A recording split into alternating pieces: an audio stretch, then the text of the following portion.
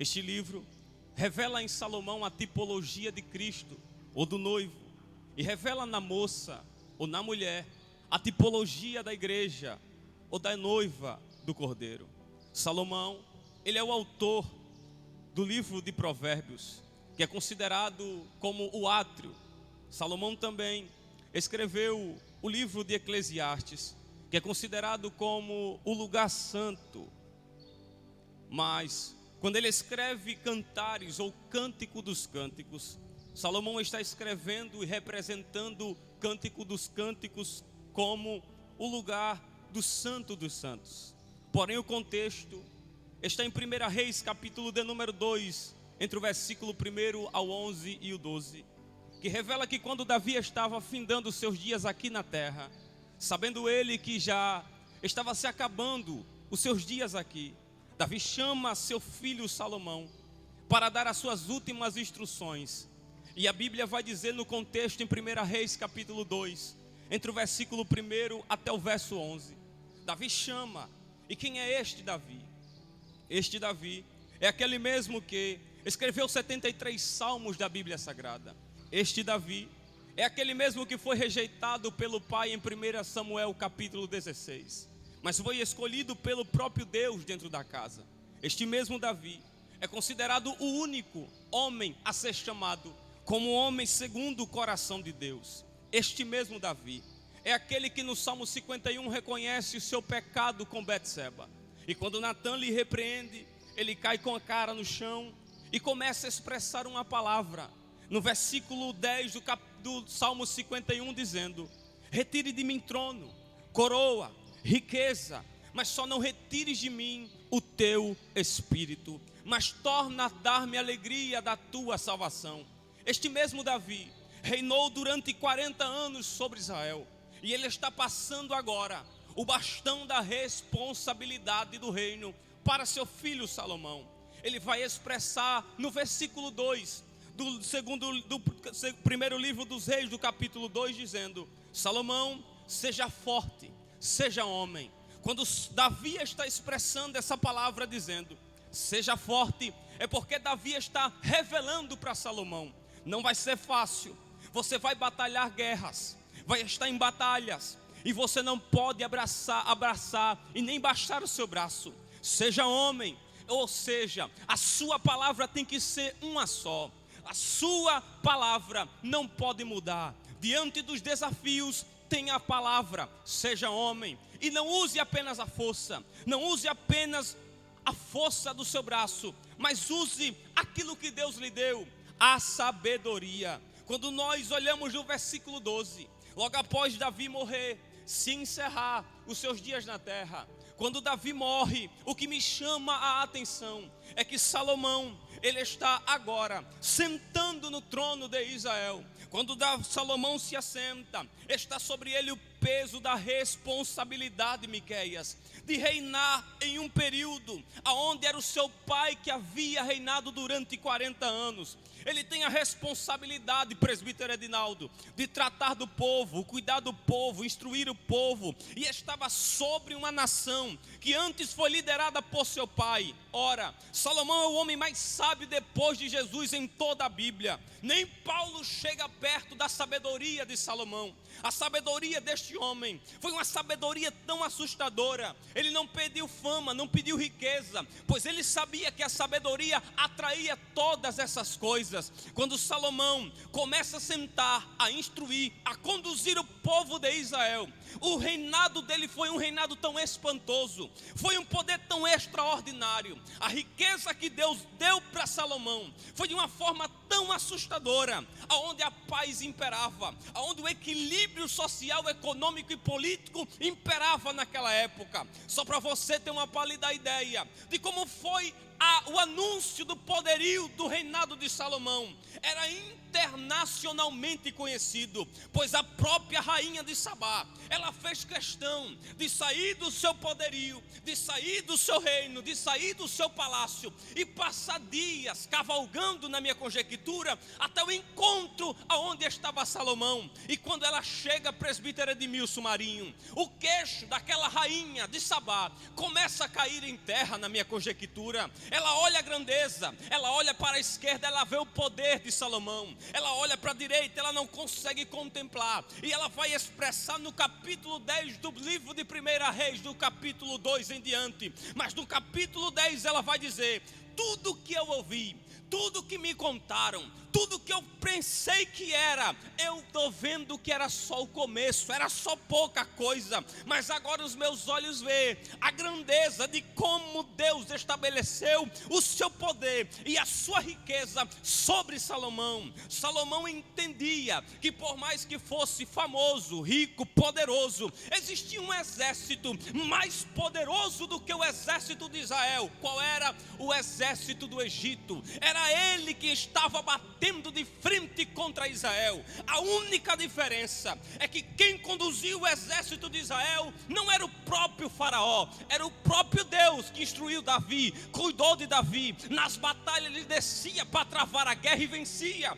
E Salomão fica encabulado, presbítero Edinaldo, porque do outro lado, do lado dos ímpios, havia um poder tão assustador. E ele faz questão de se casar com a filha de Faraó para estabelecer primeiro a paz, o equilíbrio e saber de fato a raiz da onde saía ou fluía o poder daquele exército. E quando ele entra no Egito, ele consegue contemplar que o poderio e a fonte poderosa do exército vinha dos animais.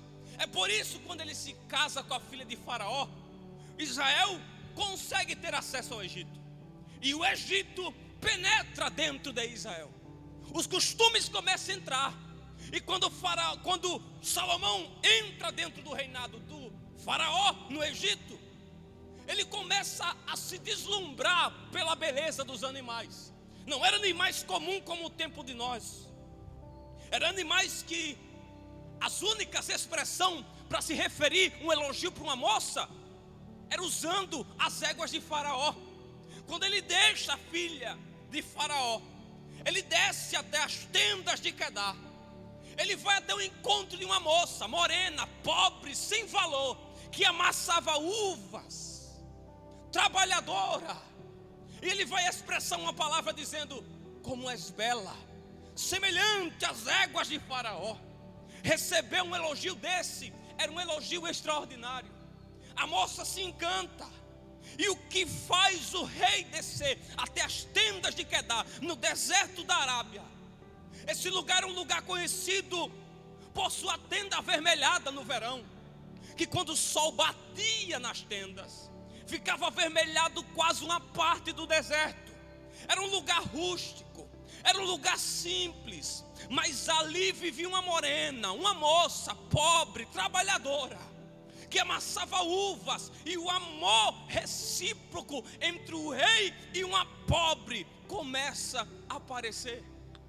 Por todas as mulheres que ele possuía, ele não teve, presbítero Edmilson, esse amor, essa expressão. Quando ele desce, ele encontra uma plebeia, e ele sabia que os estatutos da lei proibia o rei de descer sozinho e se relacionar com qualquer pobre, qualquer moça da ralé, pois ele poderia escolher qualquer uma, mas ele foi dominado por algo interno chamado amor dentro dele.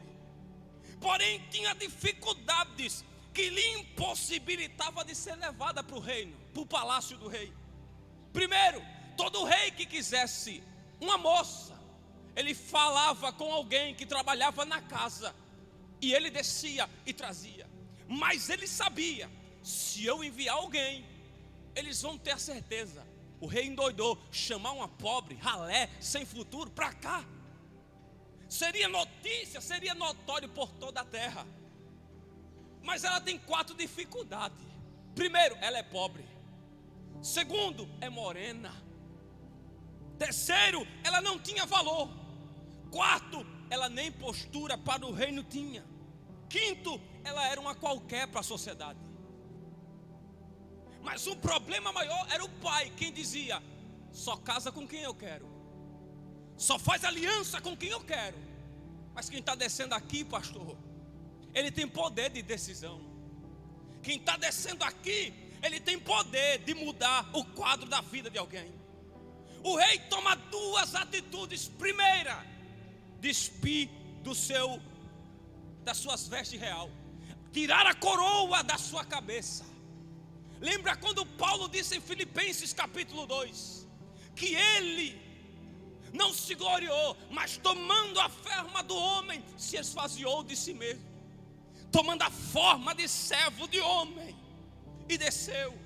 Salomão não olhou para a aparência, pois em 1 Samuel capítulo 16, disse Deus para Samuel: eu não olho como o homem olha.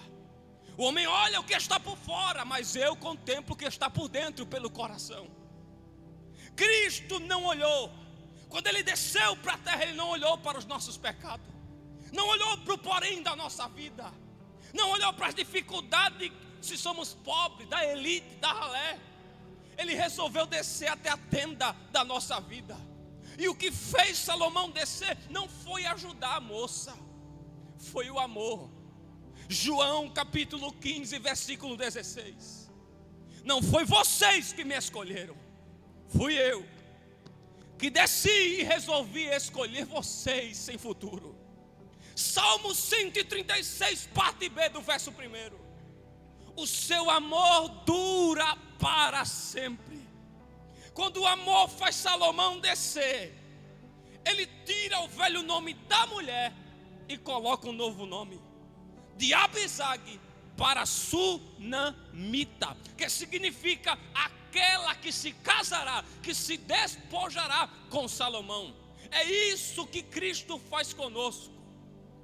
A primeira coisa quando encontramos com Ele, é Ele mudar o nosso nome, de pecador para perdoado, de profano para santo, de viciado para liberto.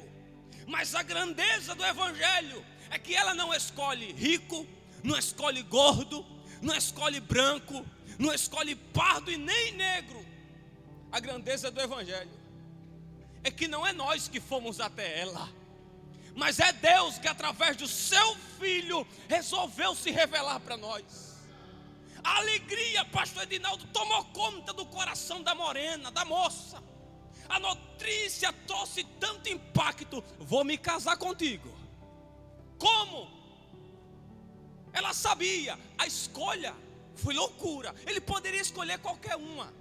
E ela expressa no capítulo 1, dizendo, no versículo 3, entre o versículo 2: eu sei que sou morena, mas eu sou maravilhosa. Ela diz a segunda coisa, a notícia. A notícia trouxe uma loucura tão grande na mente da morena, da mulher: vou ser noiva do rei. E pior, vou deixar de ser pobre para passar a ser rica. Vou deixar de andar em ruas de barro empoeirada e pisar em uvas para começar a andar em ruas de ouro. Amachuremaia. A morena pobre da ralé é dominada pela alegria dentro dela. Eu estou sentindo a presença de Deus aqui. Ela chega a um ponto de sair por toda a cidade, pastor Edmilson, anunciando. Porque pobre, quando ganha até uma bicicleta, a gente faz até um culto de ação de graça. Imagine a notícia: você, a nova rainha, vou sentado do lado do rei, vou andar como princesa para lá e para cá. A emoção tomou o coração dela. E os guardas, quando ouviu aquilo, a Bíblia diz que bateram nela. E os guardas aqui representam os demônios, que faz de toda parte, por todo lugar, tentar calar a voz da noiva. Mas quem foi alcançado pelo rei, ele entende. Ninguém poderia descer na minha tenda, Miqueias, mas ele desceu. Ninguém poderia alcançar a minha vida no lugar escuro, mas o rei desceu na minha tenda. E se você puder descer na sua casa e escrever aí mesmo, diga para quem está do seu lado, para tua mãe, para o teu irmão: ele escolheu descer na minha tenda.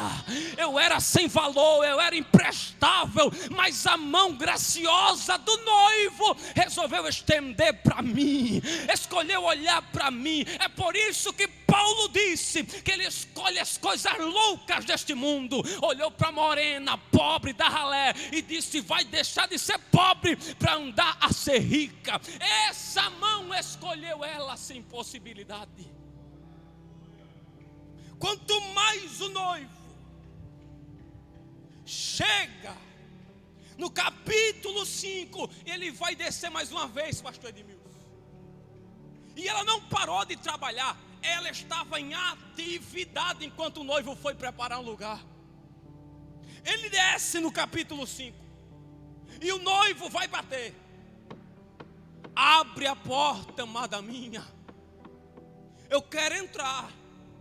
E a noiva, sonolenta, eu acredito na minha conjectura que ela não estava de fato dormindo, ela estava cochilando, porque ninguém que está dormindo não responde ninguém que chama na porta. Mas alguém que cochila, ele ainda tem a sensibilidade de ouvir quem está na porta batendo. Quanto mais ele batia, mais ela saía pela cidade. Eu sou do meu amado, e o meu amado é meu. Quanto mais os guardas batiam nela, mas ela abria sua boca para bater, para dizer. É por isso que a gente não entende quanto mais alguém grita no meio da igreja, quanto mais pula, quanto mais roda. É porque só ele e ela sabe de onde Deus tirou ela e tirou ele.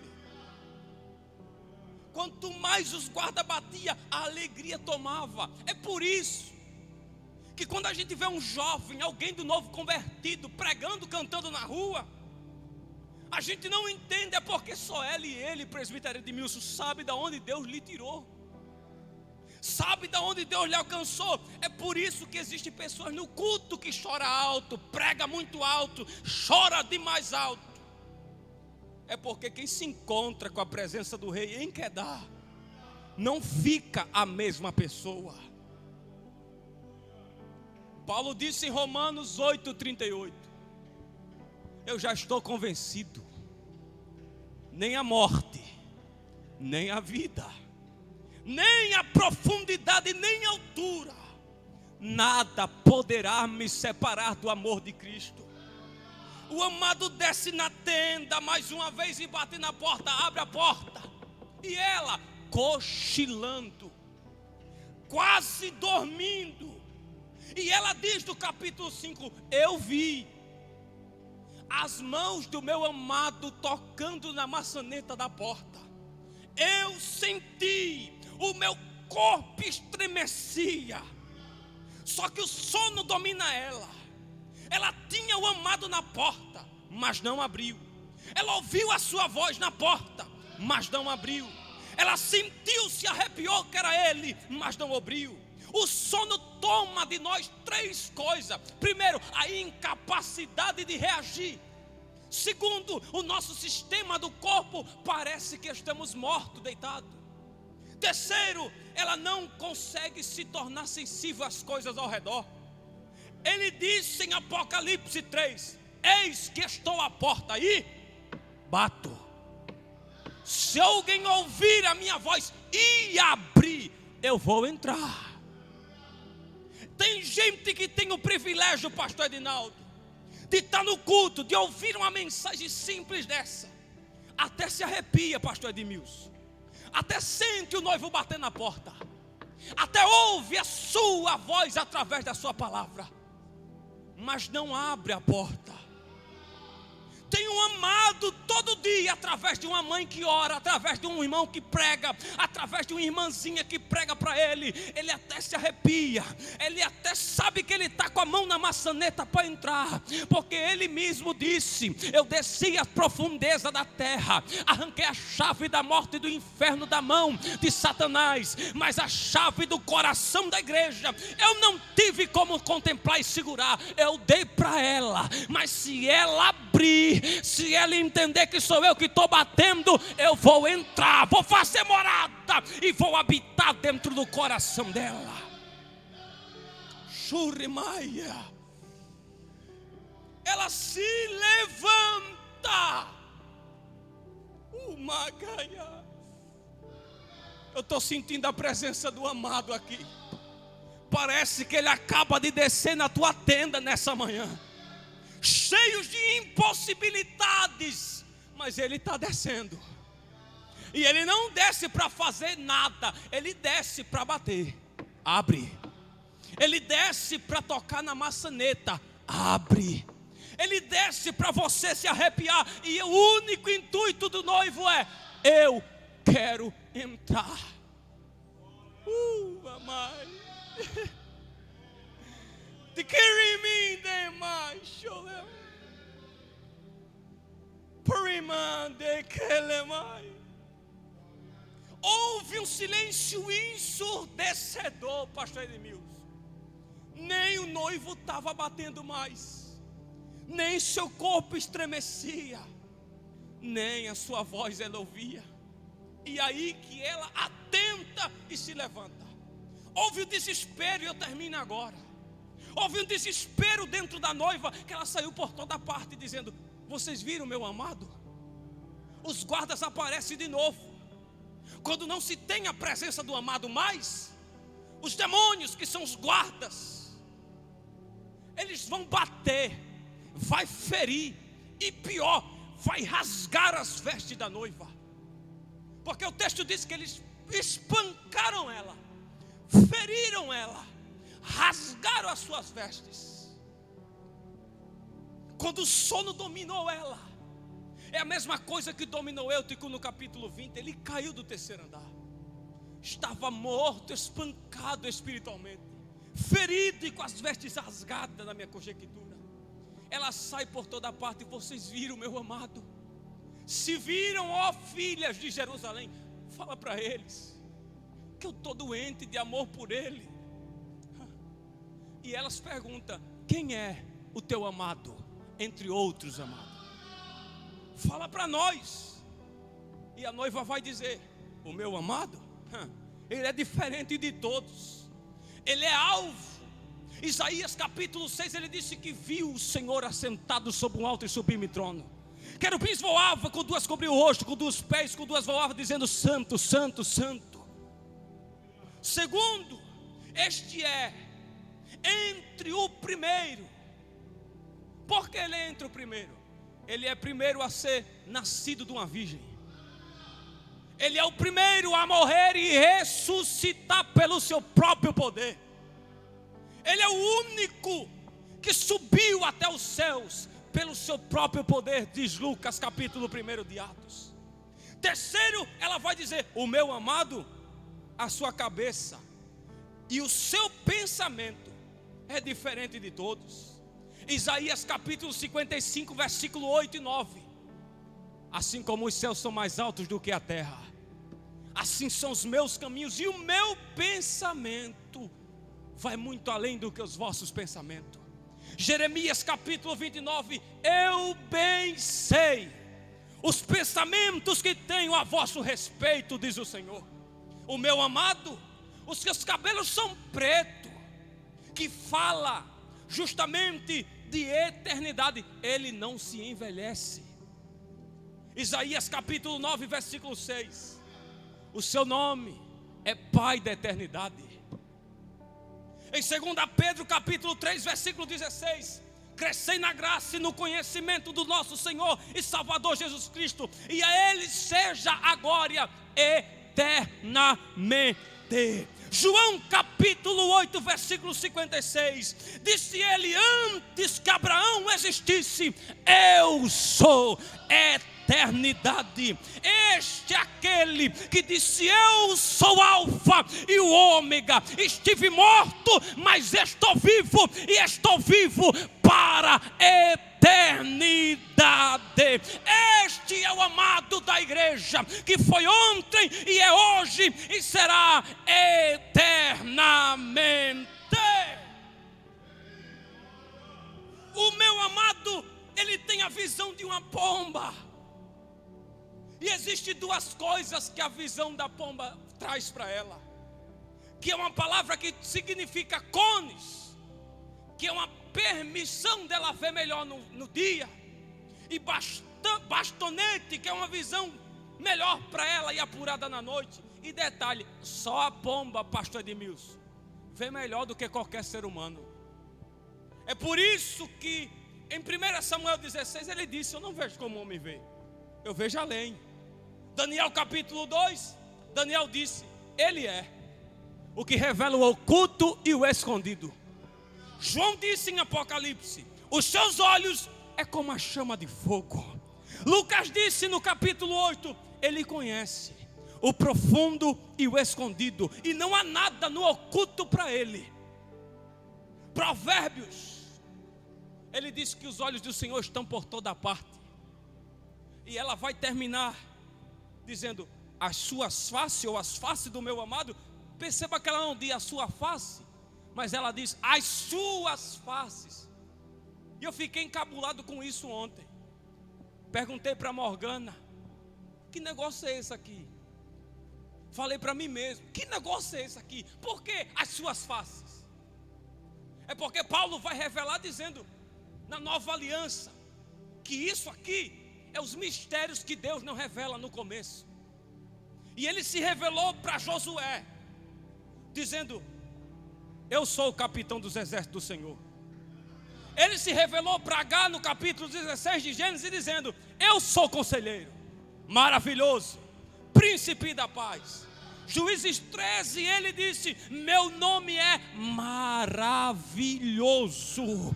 Juízes 6, ele disse: eu sou Nanoá, a tua paz. E ela vai dizer: ele é semelhante ao cilindro de ouro, que o cilindro tem poder e ele é onipotente. As suas pernas é coluna de marfim, que significa estabilidade. Deixa eu abrir um parêntese: ninguém derruba o nosso amado. Nem a crise, nem a peste, nem a fome e nem a sede. Ele tem o equilíbrio de conduzir a igreja e a noiva para entrar no reino. E diante dessa rápida palavra, eu quero saber onde está você, que recebeu a visita do rei na tenda de Quedar nessa manhã. E o que ela não parou, pastor Edmilson, foi de apenas expressar: aonde está o meu amado? Mas o amado havia falado para ela no começo: eu vou, amada minha, mas eu vou voltar de novo. Jesus do Monte das Oliveiras disse para os discípulos: se turbe o vosso coração não, João 14, eu vou para o Pai. E se tu não sentir a presença que a gente está sentindo aqui, é porque tu está morto mesmo. Mas quando eu for para o reino, eu vou preparar lugar. E detalhe, eu vou voltar de novo. E quando eu voltar, vocês não vão ficar aqui na terra, vocês vão ser levados comigo para o reino. É por isso que em Mateus, o Jesus que nós pregamos, ele pregou uma parábola dizendo: 5 era prudente, e somente quem estava entendendo o barulho das batidas do noivo e a mão dele no trinco da porta pôde entender: meu noivo está chegando, eu vou me preparar. Então se preocupe não, pode levantar macumbaria, feitiçaria, idolatria, maçonaria, pode bater a crise que for na humanidade, mas uma hora ou outra a trombeta vai tocar, o céu vai se abrir e se cumprirá aquilo que Paulo disse: aquilo que se revestirá da incorruptibilidade. A morte não vai nos segurar, o pecado não vai nos segurar, o amado vai descer de novo, vai raiar nas nuvens e vai nos levar para dentro do seu reino mais uma vez de novo. Cadê você para voltar para Jesus nessa manhã? Cadê você, morena, pobre, sem valor nenhum no passado? Mas hoje o amado desceu na tua tenda. Eu vou dizer pela segunda vez: hoje o amado desceu na tua tenda, na tua casa, na tua crise, no teu problema. Aonde está faltando pão, ele disse no começo: eu sou o pão. Aonde estiver faltando água, ele disse na sua palavra: eu sou a água da vida. Aonde estiver faltando pai para o órfão, ele disse: eu sou pai dos órfãos também. Então nessa manhã escreva dizendo: eu quero voltar para o amado. Pastor Edmilson, Deus abençoe, em nome de Jesus.